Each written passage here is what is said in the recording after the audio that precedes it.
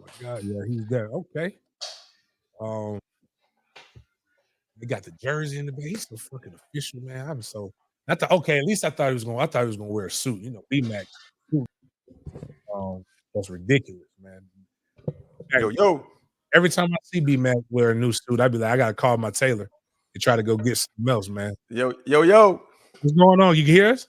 Yeah, I got you. You got me good? How I sound? You didn't sound good. You're like the people hearing you now. So just so you know, this is not FCC. Like, you know, you can say whatever you want. I don't want to. Don't let me though. You got a real job, and you do. Let us get you fired. But like we here. But I'm here for you though. This is my guy right here. Let's rock and roll, man. You already know what time it is. So for those who don't know, you have an FSU legend right here. One of the best cornerbacks to play at Florida State, 2-time Super Bowl winning champion for the Pittsburgh Steelers, Brian McFadden. If you don't know him, you can Google him, you can Instagram him, you can search him on TikTok, all that shit. He's there. So, and he's one of the best minds, I think, when it comes to speaking about football from a commentator's perspective. So, BMac, you said you have some. I can't wrap my mind around it, bro. Like, so I need you to help me understand what the hell I just witnessed. Man, first and foremost, James, man, thank you for giving me an opportunity to jump on with you. Thank you for those kind words, man. I have a lot of respect for you, you know, not just a football player, but watching everything you've done up until this moment in your life, your career. So keep doing what you're doing. Of course, you know, we know, so we always going to be rocking and rolling together. But to answer your question, I can't make it make sense either. And this for us it hits different than a lot of college football fans because we played at Florida State, you know, and I tell people this all the time. You know, I was able to play in the National Football League. I played for the Pittsburgh Steelers, you know, throughout the majority of my career, played 1 year at Arizona. But those teams selected me. Those organizations selected me. When you, the other guys we played with before and after us, we chose Florida State, right? So with that being said, we have a different love for the school, the university, and the football team. So hearing the news that we all heard yesterday, it hits different. And the reason why it hits different is because we're emotionally invested in the program. The love we have for the program is well documented. And outside of that, it's outright wrong. So I've always felt like this new playoff standard in college football was wrong. I've always felt like it was flawed. I thought the BCS era was more right than what we currently have in place with the college football playoffs. And because of the reason I felt that way is because in the BCS era, you know what you need to do. You can't lose. You got to win out. And if you went out, you knew the likelihood of you competing for a championship, especially being a part of a Power 5, was highly likely, especially other things happen around you. In this scenario, with the current way it's orchestrated, there's only 4 spots. We got 5 Power 5 conferences. That never made any sense to me. And I understand we're going to increase it to 12, which I don't like at all. I always felt like it should have been 5 or 6. So now you at least have a spot for a Power 5 champion, especially if they're deserving of having it. But that's neither here nor there. The issue with Florida State is solely you're telling me about Jordan Travis and him not being injured, and we know he is a big part of our team, but it's still the game has to be played. We don't know. We don't know what will happen in any given Saturday. We don't know what will happen on any given Sunday. That's why football is the most watched sport in our country, because the narrative can change at any given time. You think you might know what will happen? You don't know. Last time I checked, the committee told me last week that Oregon is one of the 4 best teams in college football. That's why they were pretty much a 9-point favorite. The odd makers out in Vegas felt the same way as well. They were building up Oregon. Right now, Oregon is playing some of the best football in college football. They have one of the best quarterbacks. This is a team that we believe will be in the playoffs when it's all said and done. What happened last Friday night in Vegas? Right? The game has to be played. And I understand you're telling us, well, Florida State is not the same team without Jordan Travis. That is true. But that doesn't mean they cannot win significant ball games. That doesn't mean that they cannot get into a playoffs and cause a lot of havoc. Because I, for one, was a part of a team in the NFL that many people felt like we weren't deserving of being in the playoffs. That many people felt like, this team ain't good enough. So why are they in? My rookie year, we lost 3 straight ball games during the regular season. It's hard to do that and get into the playoffs. But guess what? We found a way to get in the playoffs. We were the 6th seed, barely getting in the playoffs. All the experts, all the analysts were saying, Pittsburgh, they shouldn't even be in the playoffs. I'm so happy, James, we have a committee to decide who should get in, who should get out. Because guess what? They probably would have done to us with a second-year quarterback. Oh, they're not one of the 6 best teams in the AFC. They shouldn't get in. But we got in. We played the game. You know what happened? Won a Super Bowl. Heck, my second Super Bowl 3 years after the fact, when I won my first one, we played against the Arizona Cardinals team that barely won 9 games. And they got into the playoffs because they played in a horrible division. And everybody said the same thing about the Cardinals, similar to what they said about my 05 Pittsburgh Steelers team. Guess what? Arizona made it all the way to the Super Bowl. Almost defeated us. So at the end of the day, football is a game that has to be played. Injuries can definitely dictate or determine some things, but you still have to play the game. It takes 11 guys to be on the same page to be able to orchestrate and execute plays that can put you in positions to win ball games. And until that happens, we don't know. Miss me with this whole TCU narrative. Miss me with, no, we're different. BMac, I got a question with that. Yeah. The TCU narrative, because that's when people say that, that's meant to be a shot, right? Yeah, because of what happened with TCU in the national championship game against Georgia. But TCU had to beat Michigan and in order to get there. And right? they did. And then that same Michigan team the year before that, didn't they get destroyed by Georgia in the first round? Every year in the postseason, bowl season or postseason play, Michigan has been destroyed. They haven't won a bowl game since 2016. Michigan has been in the playoffs the last 3 years. The last 3 years that Michigan has been in the playoffs, they've been embarrassed. The most competitive game we saw from Michigan was last year against TCU. But heck, TCU scored, almost 50 points, if I'm not mistaken. They couldn't stop them. But Michigan was, quote unquote, one of the more dominant teams in college football the last 3 years. What do they have to show for it? And for us, this TCU narrative, and they played against Georgia. One thing I know about college football, and I'm not saying this because I played at Florida State, we got different dudes than TCU. Yes. We got different dudes, bro. Like, we got pros. And I understand. And I said this too, JC. When Jordan Travis went down, I said, you know what? We can still weather the storm because we got pros. We got guys that will play on Sunday. We got 2 bona fide first rounders for sure. 2 guys that probably will be selected in the first round in the top 15 picks. Then you got another 8 to 10 guys that are draftable, that will be draftable guys, either be seniors or underclassmen that will continue to progress to be drafted guys. We got more talent than TCU.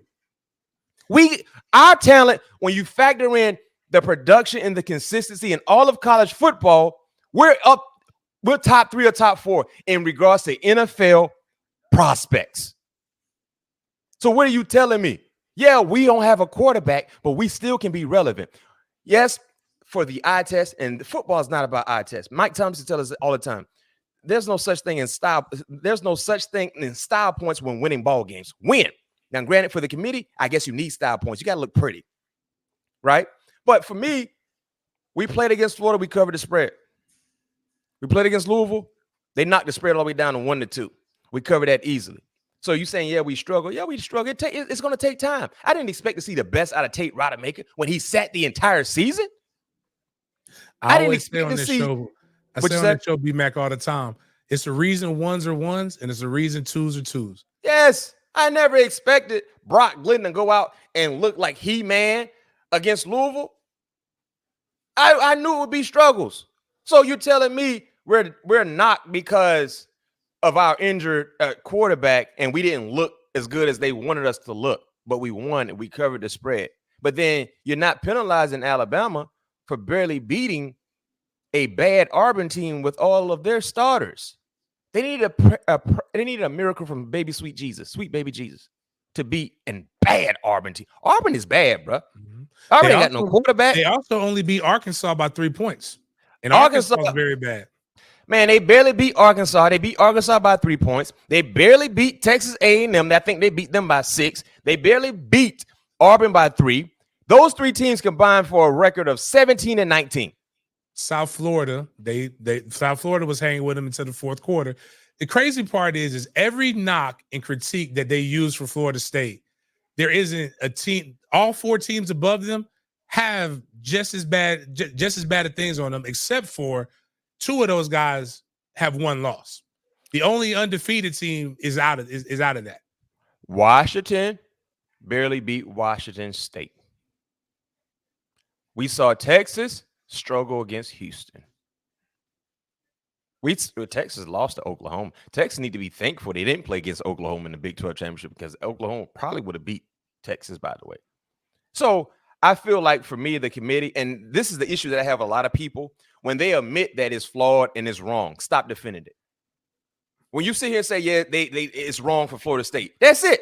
I don't need to hear nothing else. Don't defend what the committee did, especially when you're admitting that it's wrong. And now you're giving us excuses to why you think Florida State shouldn't be in. It's the game of football. If any of us knew anything about who would win and lose a ball game, all of us would be in a better position. We don't know. You got to play the game. You have to play the game. Most experts felt like Oregon was going to easily take care of Washington. The odd makers, Vegas, they had a 9-point favorite against Washington. But you play the game. James, you know about this. When you play football game, the course of a game can change dramatically in the blink of an eye. A turnover. Mm-hmm.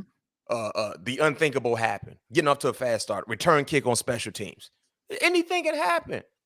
And I feel like if Florida State was in the top 4, our defense would be one of the best defenses in the playoffs.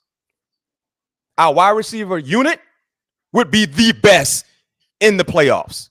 Our running backs, not back, our running backs would be the best in the playoffs. In totality, I would say our defense would be the best in the playoffs. And you can hit me with Michigan defense. Man, Michigan ain't playing against nobody. They're playing against Rutgers, Indiana, Wisconsin, Minnesota, Northwestern. The Big Ten is about 2 teams, and they got a stepsister in Penn State. That's it. Michigan's out-of-conference schedule was who? That's why every year we see the same thing happen with Michigan. They look good, dominant in the regular season because they're playing against nobody. And then when they get into playoffs, when they're playing against good and good, what happens? They struggle. No, they lose. Like the last 3 years, we've been seeing this with Michigan. The Big Ten has been bad, bro. The Big Ten has been about 2 teams for such a long time. Illinois, last year they were relevant and won a few ball games, but they ain't got the dudes to keep up with Michigan. They ain't got the dudes to keep up with Ohio State. And we know Penn State. Penn State is who Penn State is. Penn State gonna look good against everybody except Ohio State, Michigan. That's who they are. So I feel like it's and it sucks for the players, the seniors. Think about that, James. Like, come on, bro. In every level of football, you're taught when you win all your games, you will have an opportunity to compete for a championship when you're undefeated. When you're undefeated. Now, if you're telling me you're undefeated and you play in the Sun Belt, I can take that, because weekly you're not playing against some of the high-level talented teams weekly. You're telling me you're undefeated and you play in the AAC? I accept that. Or the Mountain West? I can accept that. I can accept that, James. All right, I respect that. Because, yeah, every week we ain't playing against some dudes. But you're telling me we're undefeated in the ACC on a national stage. We took care of LSU. We took care of we go to Clemson. At that time, I think they were still ranked. We took care of Clemson. We took care of Duke at that time. They were ranked. We took care of Louisville, who was top 15, had a top 10 scoring offense or something like that, held them to 6 points, whatever the case may be. And no, by the way, the SEC best non-conference win came against Louisville.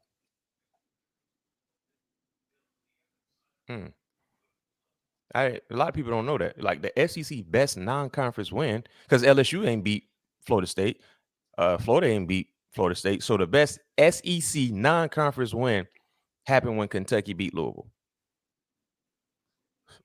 So it's tough. It is what it is, man. It's the thing about life sometimes, right? It doesn't always go as planned, but you got to be able to pivot and adjust. That's why I started the show off with, and I was telling people one thing learned about doing sports management is the one thing they taught us first class was sports is a microcosm of society. I told people like some of the fan base don't know what this feels like, and I'm like, hey, I'll tell you guys exactly what this feels like. Some of us get taught these things, but you don't get a chance to fold. You don't get a chance to cower. You don't get a chance to cry about it. You got to be excellent because excellent is what you got to do. You got to keep going out there. You got to keep fighting. What is your thought process, and what would you tell the fan base? Where do we go from here? It's okay to express your emotions, because you have to understand that it is wrong, but at some point in time, we gotta find the positive in this, I think. And if you are expressing your emotions, don't do so in a selfish way. Do so in a way where you're thinking about the players. Do so in a way when you're thinking about the people who actually put forth the effort to become undefeated. Don't make this about you if you're expressing your disappointment. Make this about the guys who went weekly to give it their all for all of us to cheer for. That's why I'm so hot.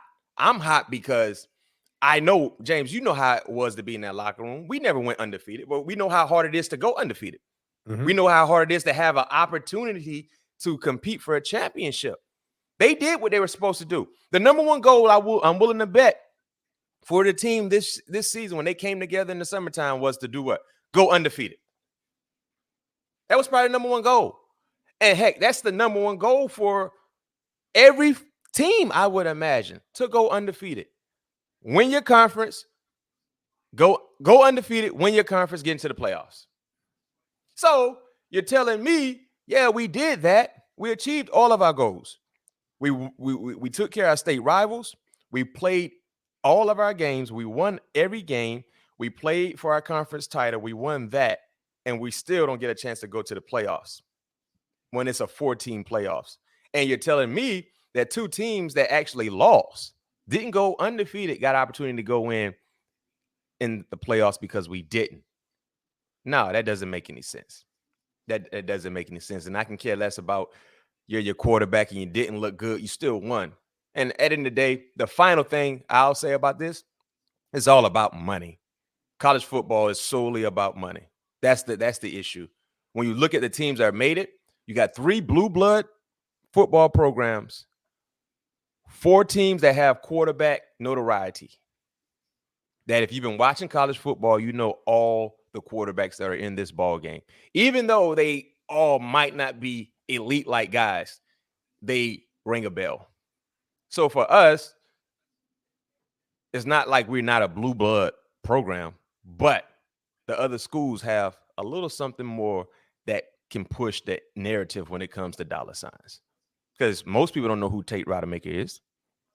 I mean, why would you really know who Tate Rodemaker is unless you're a Florida State fan because he hasn't played? But casual football fans know who Jalen Milroe is. Casual football, college football fans know who Michael Penix Jr. is. Casual football fans know who Quinn Ewers is. I mean, coming out of high school, I mean, the guy made headlines, went to Ohio State, got them for NIL money and then transfer. And J.J. McCarthy, who's been around college for such a long time. So that's what it boils down to. You can sit here and say, well, we don't think they're one of the 4 best teams. And you actually might believe that, but you don't know. You don't know what would happen. And I know when you talk about playing football, you don't know because the game has to be played. It's not a one-man competition. It's 11 guys that got to be on the same page. And like I will continue to emphasize this. When you look at all the teams that's currently in the top 4, our wide receiver unit would be up there with the best. Maybe Washington, you can throw their wide receiver core in there. But our running backs, better. I mean, our defense in totality on all 3 levels, the numbers, I know you would, statistically speaking, you got Michigan there because, I mean, Michigan, like Michigan ain't playing. Come on. They play against I asked somebody the other day, who has Michigan played? Like outside of Ohio State, who has Michigan really played? Well, you got Penn State, so let's throw those two teams. But then you got Maryland, you got Rutgers. They struggled against Rutgers. They struggled against Maryland, by the way. Yep. Indiana. Did they play Northwestern this year? I don't know. But the Big Ten is not good in totality. That's the thing. So for me, that's I felt like our team could match up well. And yes, in the words of the quarterback, because we lack experience, we don't have our number one guy. Yes, all the other teams would be a notch above us when it comes to the quarterback play. But everything else, we're right there. So if you're telling me, and that's why I say miss me with that TCU narrative. TCU ain't got the pros that we got. They don't have the quantity of guys that will be playing on Sunday that we have. We got the best edge rusher in college football, one of the best wide receivers in college football.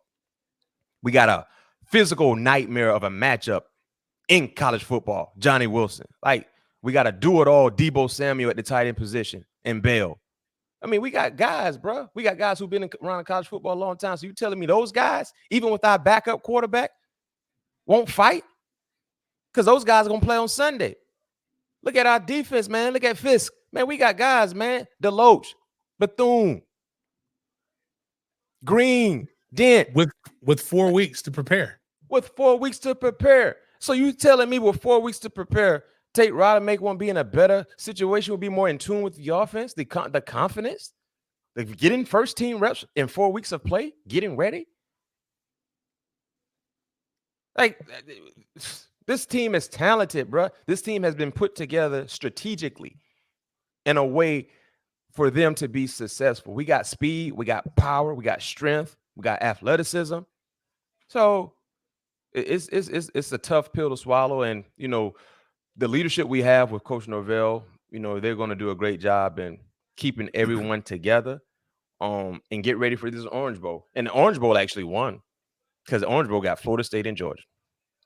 I'm willing to bet right now, outside of the Rose Bowl, there won't be another postseason game that have more viewership than what we're going to have in the Orange Bowl. Mm-hmm.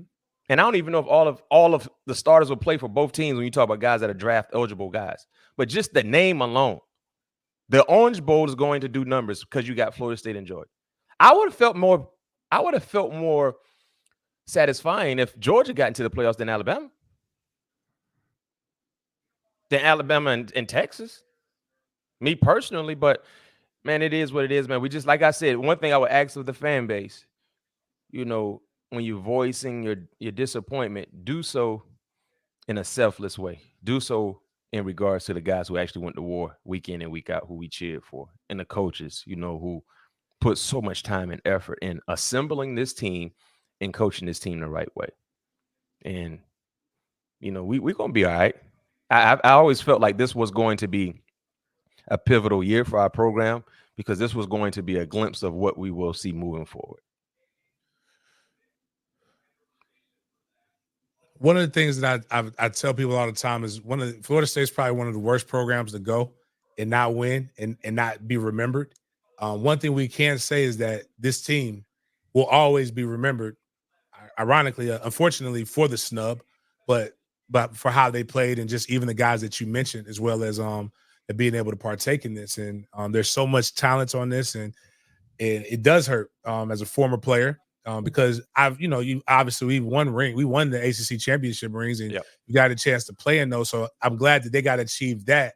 But interesting moment because I was there at the championship game, and I was on the sideline. I was walking by, and I saw Janoris Robinson, Devontae Jackson, I think that's his name, and then Joshua's son. He played linebacker, but they were like, "What's up, OG?" We some young players, we this. I'm like, oh man, y'all, I know y'all. I remember who you guys were. And just getting a chance to celebrate with those guys. I don't think people understand how much of I get asked all the time, why didn't I join a frat?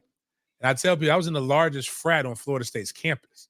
I was with my brothers, I was with my football guys. And when I talk with people, say, we don't have to talk on the phone every day, but when we all get together, it's going to be a lot of loud talking, a lot of stories being told.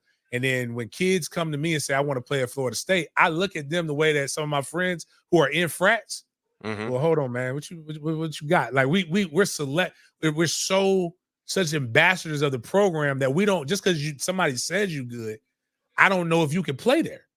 Like everybody good that comes here, but you got to have a certain mentality to be able to do that. And for one of the first times I've since Jimbo left, or and definitely since Bobby, we saw a team that embodied a lot of those old principles that Florida State stood on. Even the defense gave up some points, but I mean, Fuller's defense was like it looked like when you guys was out there, man.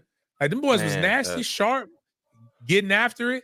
I told him the offense put him. I said, I remember we put y'all in some very precarious situations back in 03. I remember that. We had a really good team that year. Yeah. But the defense battled back, got themselves out of it, man. So I like what you said about the fan base. The charge to the fan base is be upset, but make sure we still support the guys who got us to this position. Them young men who are on that field, man. So yeah, because one thing about fans, you would never be more invested than the actual players. We got to remember that. You will never feel as bad as the actual players. And I love how authentic and loyal our fan base is. But just remember, the way you feel, those players feel 10 times worse because they actually were working. They were the one who were playing. So when you voice your disappointment, when you voice your hurt, do so in a selfless way. That's not all about you. Do so in a way where you still supporting these guys that gave us a undefeated season, ACC champions, a team that finished top 5 in all of college football, a team that still has an opportunity to add one more win to their resume. And unfortunately, it is what it is. There's nothing we can do about it, to my knowledge, in being snubbed. All we can do is utilize this uncomfortable experience and find a positive in it by any means necessary. And for the guys who still a part of the team, I mean, I know you guys heard it, but that's just a part of life. This is an intro, nice intro into life. You know what I mean? Yeah, Coach Andrews used to tell us all the time. Hey, Coach Andrews used to tell us all the time, man, you can't live soft and fight hard. And he used to always say that. I'm like, dang, Coach Eddie, man. But you can't live soft and fight hard, because you will go through things that if you're not tough enough, if you're not hard enough, it's going to crack. It's going to break you. And being under Coach Andrews, his coaching style, if you were one of the weaker ones mentally and physically, you ain't going to get through it. But also, too, that was one of the best intros I got into life. Because there are going to be a lot of things that you think should go this way and they don't. But you can't allow that to stand in front of you. One thing I know about fear.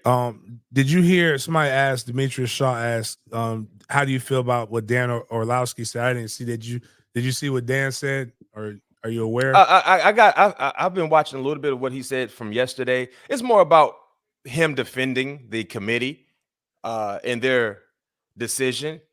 But he also admitted it's wrong, it's flawed. And that's all I need to hear. That's what I said earlier, with us talking, James. If you know it's wrong, don't defend it. That's the thing. I think for us as Florida State fans, being a part of the team, the organization, when we are hearing people defending the decision, that's what annoys me more. Like, if you sit here and tell me, oh, yeah, that's messed up. That's effed up, bro. That's wrong. But I don't know. It's wrong. That's it. No, it's just wrong. Don't defend what they did. We know it's wrong. And whatever you're defending is not right. It doesn't make any sense. The committee basically took the 4 teams who they thought were the best. Who they thought.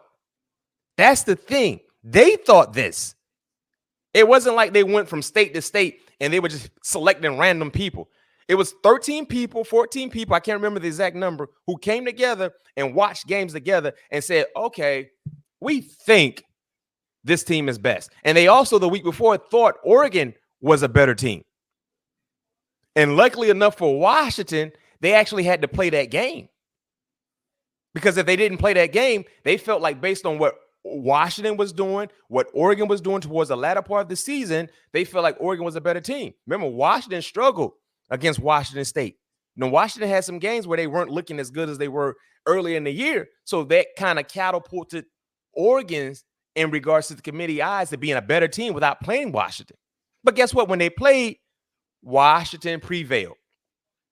So I'm so happy, like in the NFL, there's not a group of individuals that are formed to say, well, this record is this record for this team, but we think this team is better based on how we look at them play the last few weeks compared to what we've seen from this team the last week. Oh, yeah, and this team got a few injuries, but they're still winning. But we think, even though this team has the worst record, the lesser of the record than this team, but we think that team is better. That's basically what they did. That's basically what they did. And how do you think that's right? You gotta be plumb dumb if you think that's right. Like, that's fair. Like, no, the committee, they ain't out there going to war. They ain't out there fighting. They ain't out there in the trenches with these players. They don't know how difficult it is for a coaching staff to go through an injury and say, you know what, we got to get a guy ready who might not be ready, but we got to get him ready. Ready enough to win. And I know one thing, we covered the spread against Georgia. Florida. Man, I'm already speaking something into existence. We covered the spread against Florida and Louisville. And a wise man always told me, he said, good team win, great teams cover the spread. That's what a wise man told me. He said, good teams win ball games, but great teams, they cover.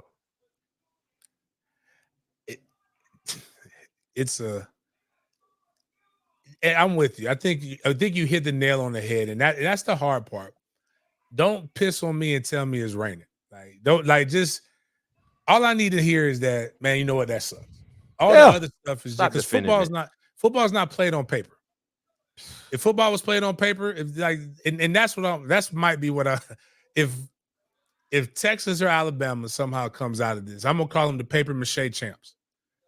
Because that's what it was given to them. Like, you can't take it. They won it. They went through the playoff, but like, you didn't get a chance to play the four. Like, you it's about, or I think you brought it up too. If we got 5 Power Fives, it should be 5 automatic entries and an at-large at minimum. Yep. Yeah, that's how that would have always been able to make it somewhat legitimate. Yeah.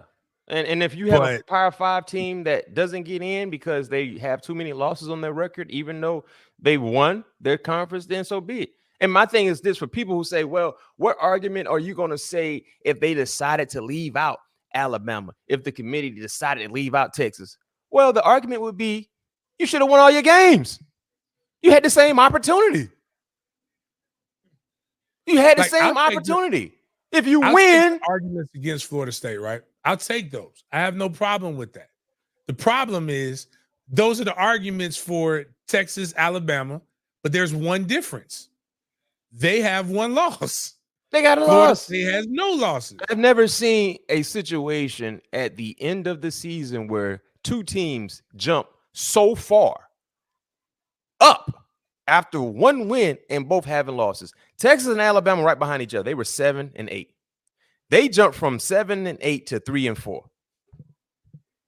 I never seen Georgia being number 1 drop out of the top 4 after a loss. They jumped from 1 to 6. Think about that. Have we seen a team beat a top 15 opponent and then fall? Conference on championship Saturday, not to my knowledge. There's a lot of firsts that happen. Texas jumps by beating an unranked Oklahoma State team, if I remember correctly. Oklahoma State, correct me if I'm wrong. Lost to UCF. They lost to UCF. They lost at home to South Alabama, right? Yeah. They got some bad losses. They got some bad losses, and they blew out Oklahoma State. Oklahoma State wasn't good. You were supposed to blow them out. They were supposed to. They got Ollie, the running back outside. They have nothing. They lost to UCF. No disrespect to our Knights that are watching us, but they lost to UCF, right? Did they lose to South Alabama at home? I think they did. They got a few losses. So how's Texas rewarded for beating a bad Oklahoma State team that had no business playing in a conference championship game, but because of things in the Big 12, they got in? Or even better, can you explain this? This is what I said this earlier in the show. So I'm going to take Florida State injury to the quarterback. They're not one of the best for it. Fine. Let's say I agree with that premise. Yeah, hold on. Before you make your point, Oklahoma State lost to South Alabama at home, 33-7 in week 3. Then they lost to Iowa State, 34-27. They won on a winning streak. They lost to UCF, 45-3. Jeez. And they needed double overtime the week before Texas to beat BYU 40-34. So they lost to South Alabama, Iowa State, and UCF. What is Iowa State's record? Iowa State ain't got no good. Iowa State got what, five losses? No, long story short, how's Texas being rewarded for blowing out a team who lost to South Alabama at home? 39 to it wasn't even close. 33-7. The Jaguars. These are the people. These are the people. This is the win that launched them into their opportunity. So I'm sorry, bro. The only thing that I can really, outside of, again, what I was saying is, if Jay Trav is that important, which he was a very important piece. How does that launch? Why are we 5th? Like, wouldn't be probably be more respectable? We should be like the 7th or 8th. How are we 5th, ranked right ahead of Georgia, who has all of their starting pieces? If it was that important and that we were that bad, shouldn't Florida State be ranked below Georgia? The problem is just I guess I don't know, but one could use deductive reasoning that you wanted to put Bama in and you knew you wouldn't have been able to justify putting Bama in without putting Texas in. And you brought in Washington, as I said earlier, I think we said, well, nobody gives a damn if Washington didn't make it. Like, you wouldn't get the outrage. Mm-hmm. Washington's not used to being in this position. So what you did was you created controversy in the best way that you can make it happen. And now you have news, all of this. Man, it sucks that you earned something. Like, they don't deserve anything. Deserve is an entitlement word. They earned this. They earn it. That's the part that stinks. That's the thing that I don't want to keep talking about. Well, is it the 4 best deserving teams or the 4 best teams? It's the teams that earn it. You earn it right. You know what you're supposed to do. If you don't have no argument, win all your ball games. Texas, if you felt like, well, we should have got in. Well, you lost to Oklahoma. Alabama, you lost to Texas at home. Like, win all your games. If you win all your games, you have nothing to complain about. That's what we thought. But also, too, you got to win all your games and you can't have an injury, because even if you have an injury and you still win the games after the injured player is not playing, we don't think that's good enough. Like I said, a committee that watched TV from afar, watched games from afar, felt like, well, we don't think that team could compete with those teams without their quarterback. So we are not going to put them in. Oh, they never saw Drew Bledsoe and Tom Brady, huh? They never saw that. Interesting. My question is, injuries happen all the time. Some of the craziest injuries I've ever seen were non-contact injuries. I remember we had a teammate. He was walking to practice and he blew his Achilles.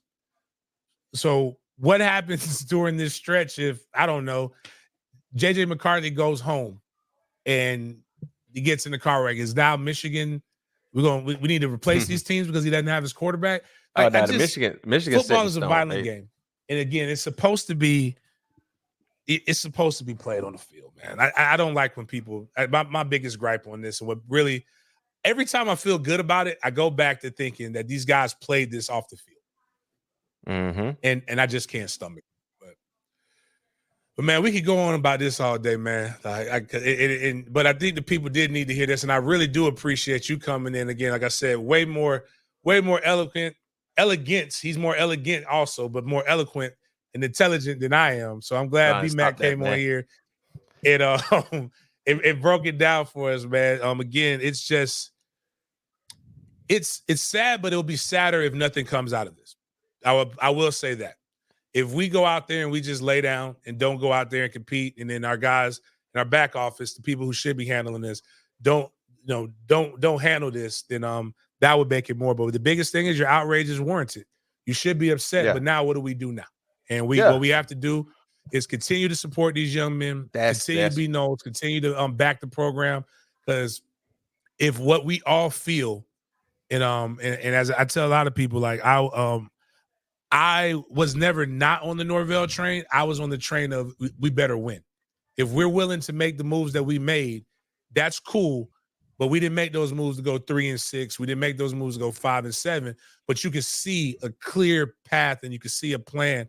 And the coaching staff is A1, as well as the guys that they're bringing around. So this is going to be something that we're going to be around. And as I've said before, let this be the villain arc. We got to go out there and start beating people, beating ass and taking names just because they're in the way. Leave no doubt. So my mom says, be so good they can't deny you. That's one of my life mantras. So yeah, I like that. I like that. Yeah, keep supporting the guys, man. I know it's a difficult time. It's going to hurt for quite some time, especially once the bowl season, postseason starts, because you will always feel like we're supposed to be there. Anything you got going that we can support, that we can as a Noel Nation? Oh man, yeah, I got my podcast, All Things Covered, with my cousin Patrick Peterson. I'm doing college NFL work on CBS Sports HQ. And just social media handle name is the same for all platforms, BMac_sports talk.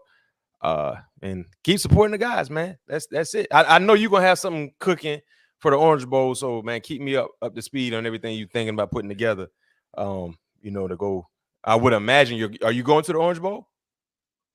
Yeah, right now, if I get credentialed, I'm definitely going to be down there. My plan is to go down there. My son was heartbroken. He's big. My son's probably the biggest FSU fan out there right now. But if I get credentialed, then I'm going to send him down with his uncle. They'll go watch the game with my tickets. If not, we'll go spend time. But, I'm with the Gator Bowl. I work with the Gator Bowl now. So we have our game on the 29th at noon. So guys who are listening to this channel, if you would like to win tickets, anything I do, guys, is big. So you'll get some tickets. You'll get the sweet access to the all-you-can-eat buffet with seafood and a whole bunch of other good stuff and some parking passes.